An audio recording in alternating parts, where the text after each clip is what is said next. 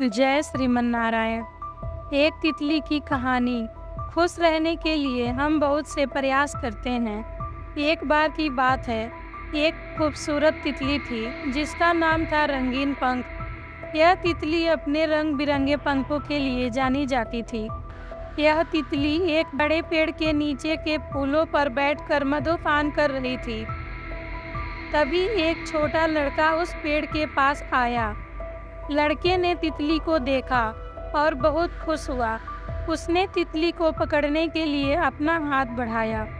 तितली लड़के का हाथ देखकर डर गई। यह तुरंत उड़ गई और एक दूसरे पेड़ पर जाकर बैठ गई। लड़का भी तितली के पीछे पीछे भागा।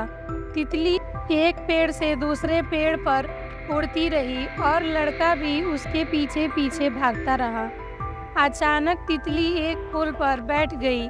लड़का भी उसी फूल के पास गया और तितली को पकड़ने के लिए अपना हाथ बढ़ाया। तितली ने लड़के का हाथ देखा और सोचा कि अब तो यह पकड़ ही लेगा। तभी उस लड़के की माँ ने उसको आवाज़ दी। लड़का अपनी माँ की आवाज़ सुनकर पीछे मुड़ा। तितली ने इस मौके का फायदा उठाया और उड़कर दूर चली गई। लड़का भी तितली के पीछे पीछे भागा, लेकिन वह तितली को नहीं पकड़ पाया।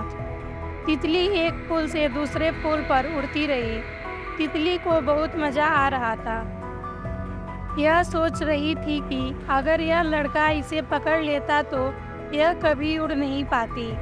तितली एक फूल पर बैठी और सोचने लगी कि जीवन में खुश रहना सबसे ज़रूरी है। अगर हम खुश हैं तो हमें किसी से डरने की ज़रूरत नहीं है। हम अपने जीवन में जो चाहें उसे हासिल कर सकते हैं। तितली ने अपने जीवन में आगे बढ़ने का फैसला किया।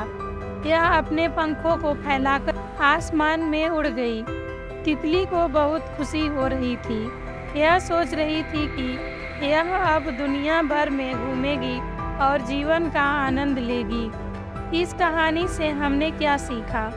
जीवन में खुश रहना सबसे ज़रूरी है।